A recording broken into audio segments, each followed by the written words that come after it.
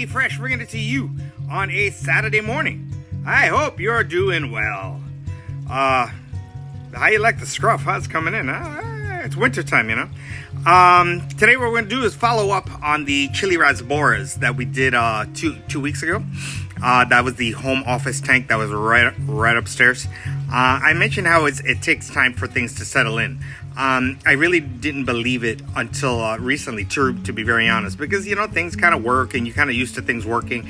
And then when I tore down that chili rasbora tank, the little tank, if you look back on my archives 2 weeks ago, and it's still adjusting, believe it or not. It's still a little cloudy, but it's doing well. It's doing well, and the plants are growing. And the same thing I wanted to follow up here, that this consolidation tank that I showed you, again, look back on in the archives. It really took at least 6 weeks for it to really settle in, the fish to settle in, and now fortunately it's really growing and popping. And I wanted to give you a little update and to show you what was going on with the 75-gallon consolidation. My English is very good today. Consolidation tank of live bearers, guppies, black mollies, and red platies. Ay Dios mío. If you recall, way to press the button. This is my Buddha that I have in front of the fish tank, but I kind of took it away so you can see it. You see here, you see how the plants are now really starting to grow. You see right up here, I didn't have, if you look back on my archives, I didn't have as many floating plants. They have really reproduced, and I need to actually fertilize them today.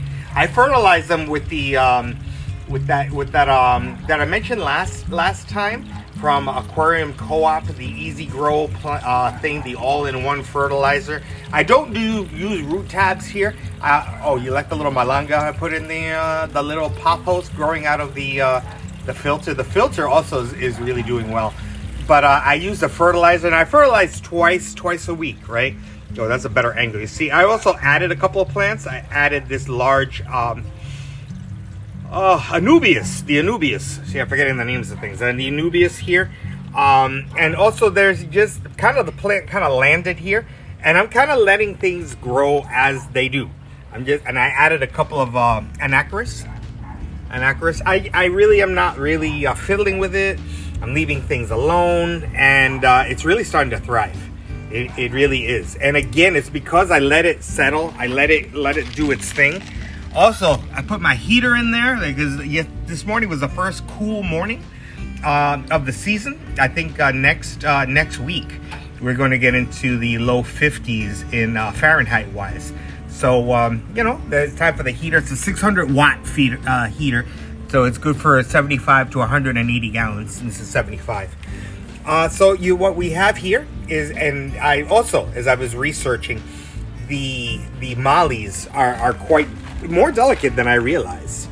Even though they do thrive here in South Florida, in the wild, I don't know how, but they do. Notice how they're swimming. Yeah, I'll give you a second to see that. You see how they're swimming? They're not doing a little shimmy shake thing. When they start doing the little shimmy shake thing, that means that they're not healthy. Again, that took a while. Wait. Let's look at Kali. Kali is hunting for what? God only knows. And seeing that they're not shimmying and they're not shaking kind of shows you how the tank has really evolved. Because many people, they're you know, and you really should quarantine the fish. But I don't have these extra fish tanks floating around. That you notice they're hungry too, so I have to feed them after. I have some live brine shrimp, which we are going to talk about live food because I know I really haven't talked about it, and I know it's on my YouTube notebook. But I wanted you to see how the plants really have taken off. I mean, that plant, which is all the way up here, that is also a Rotala indica.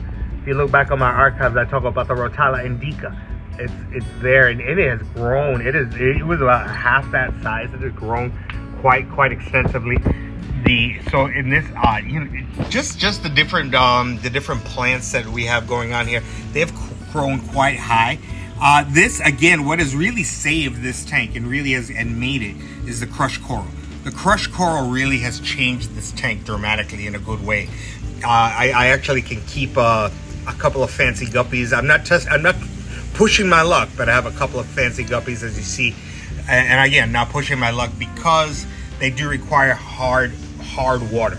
They do, and that crushed coral really makes it as such. It makes it hard in terms of the alkalinity. And I noticed, I showed this to my neighbor last Sunday actually, and all in Spanish, of course. And he was very impressed at how crystal clear it is. And that's really what inspired me to actually shoot this video today, was his comments and how crystal clear it is. Because again, I don't feed them very often. I feed them 3 times a week. I didn't get a chance to feed them yesterday. That's why they're a little slower, because they're extra hungry. Once I throw some live brine shrimp in there, they haven't eaten since Tuesday. So, oh, you're murdering them. What are you doing? No. What it is you the more you write this down. If the more you feed them, the more they poop. So this is why I only feed these guys 3 times a week. I'll feed them today, and then I won't feed them again until Tuesday afternoon. And I go by the sun, and it's autumn here, and so the sun sets around 5:30 p.m. Eastern Standard Time. So if I don't get a chance to feed them by 5:30, I just I go to the next day, because the reality is that, again, the more you feed them, the more they're gonna poop, and the more they won't eat what's going on up here. I know you may or may not be able to see it. I'm sure there's tons of mosquito larvae up here, because that's what they do. That's their breeding ground. And so it really does, that's real live food for them. And again, this filter, I give Andy, my guy in the fish farm, lots of credit. He gave me this. It was a used filter, but it's really simple to change. There are four little cartridges in there, and I pop them out, and that water flowing all over the place. I actually had that piece of pothos that kind of fell off one of my plants, and I just stuck it in there. It's been there for about 2 weeks now. It's doing pretty well. So I like it. I like what's going on here. It's really crystal clear. And again, it's because, number 1, the filter. Number 2, the plants, especially the floating plants, the hornwort. See the hornwort? And again, all the plants around it. And of course, the crushed coral that gives it that hard alkaline. And I do put salt in here. I know some people are debating whether you should put salt in molly tanks. Initially, I put 11 teaspoons in here. And then every time I change the water, I put 2 plastic teaspoonfuls. And every 2 weeks, believe it or not, I do add crushed coral. I have a cup, and then I throw in probably, I don't know, I guess the equivalent of 8 ounces. I'm thinking out loud, or even more, maybe 16 ounces of crushed coral in here every 2 weeks, because this does dissolve. That very much does dissolve. I put a bunch here at one point, and it's almost all gone. So that's what we got. It's a nice, clear, growing tank. Why? Because I really gave it some time to settle in. And it really is, it's becoming quite a jungle. I'm putting it at an angle because of the light, but I want you to see it here. What you primarily see are not the fish, are the plants. And if you look at Dustin's fish tanks, he really Dustin's planted tanks, I always mess it up. He's the one that really inspired me about all this, the way I do my videos, and the way he really says what you really need is more plants than anything else. And I want to see if I can catch, because I do have some shrimp in here. Sometimes there you go. There are the shrimp. I've always, if you look back on my archives, I've always tried to get shrimp going, and I've always had a horrific time of it. And now I'm starting to get a shrimp colony, which is an absolute miracle. I think he ran away already, camera shy. But you'll see another shrimp way back there. You see a shrimp there. And I'll see if I have a black shrimp that hangs out up here. No, I don't see. Oh, see the babies hanging out over here. I got some baby food too. I talk about the baby food. And see if there's any more shrimp lying around. Yeah, you can see the shrimp right there. You see that shrimp? So again, there's the shrimp. He found his way out. He's doing some other stuff. All right, that's the little update on the crystal clear consolidation tank. That's all I got. I wanted to keep it nice and simple. I wanted to show you the update on the 75-gallon consolidation tank. Again, leave things alone. I know Carolyn, my friend in the fish farm, she always says that, leave sugar alone, and it's very true. The more you leave it alone, the more you let it thrive, the more you let it do its thing, the better it'll be.